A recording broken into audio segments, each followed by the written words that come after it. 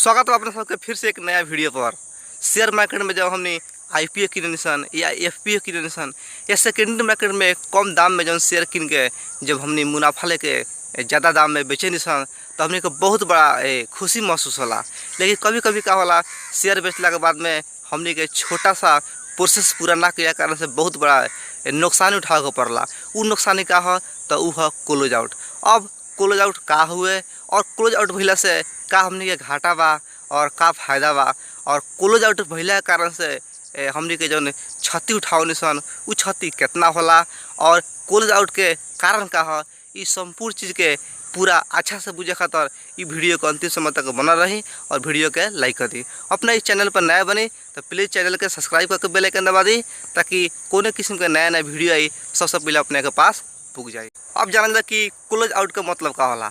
देखिए close out के अगर डिटेल में जानल जाओ तो क्लोज प्लस आउट, क्लोज मतलब बंद, आउट मतलब बाहर। कोनो ऐसा काम बा वो काम के अगर प्रोसेस हमने पूरा ना कर सकनी सन तो हमने का कम से वहाँ से बाहर हो जान सन। वैसे ही शेयर मार्केट में का होला जब हमने शेयर बेच देनी सन तो बेचला के बाद में जब हमने के डीमेट चेक होला EDIS होला वगैरह के हमने 2 दिन के भीतर में ना पुकाव सकम सन तो हमने के का हो क्लोज आउट में पड़ जाम सन।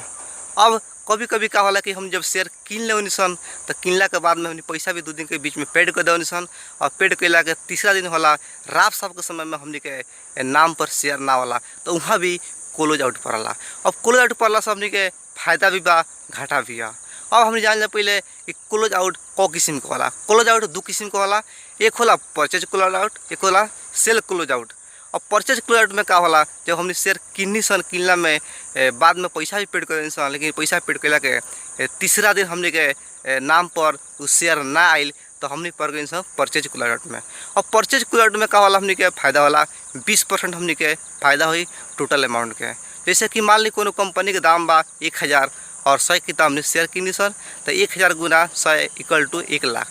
अब 1 लाख के जो 20% होला वो 20% हमने के मिली। वो कैसे मिली जब हमने शेयर किनी सन कि वो शेयर बेचला बा लेकिन वो हमने के शेयर ना दलक तो जो बेचला बा व्यक्ति वो फाइन हमने के। दूसरा जो क्लोज आउट है ओकर नाम है सेल क्लोज आउट।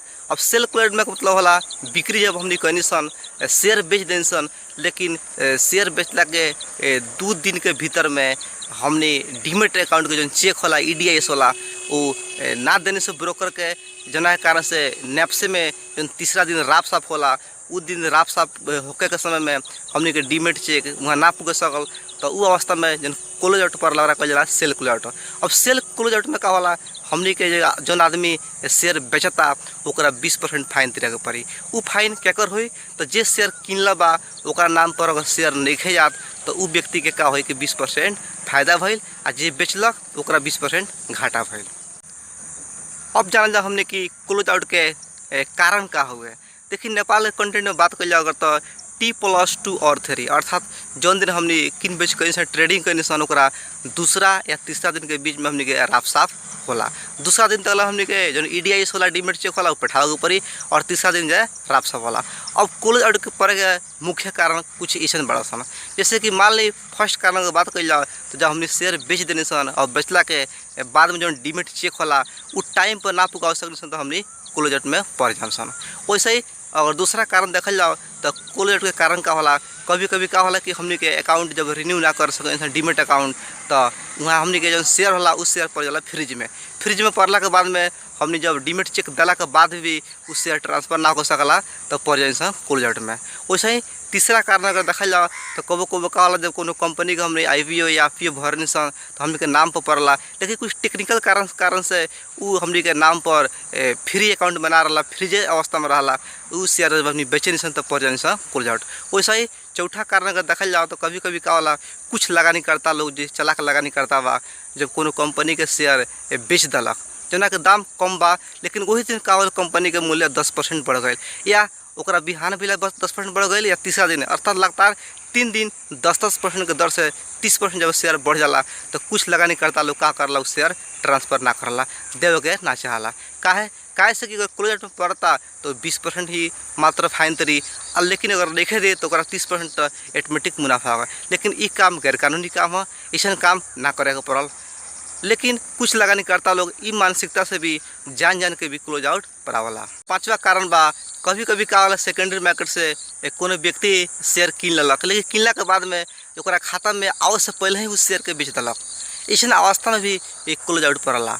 अभी जन क्लोज आउट के समस्या होता है से बच्चे खातिर का करे के पड़ी, तो हमने जन 5 गो बुंदा देखने से चीज़ पर ध्यान देवे के पड़ी। हमने के नाम पर शेयर बा कि नहीं के उ चेक करे के पड़ी। अगर शेयर बा तबे हमने के बेचे के पड़ी।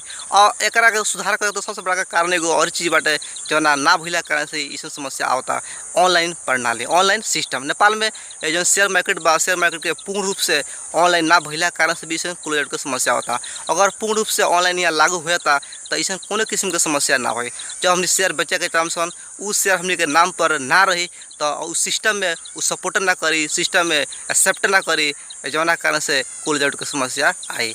अगर हमने के नाम पर शेयर रही तब उस सिस्टम सपोर्ट करी, एक्सेप्ट करी सेल करे खातर। अगर नहीं है तो ना करी, तो उ कारण से हमने के क्लोज आउट से बच सकते हैं सन। चलिए वीडियो के अंतिम समय देखनी बहुत बहुत धन्यवाद।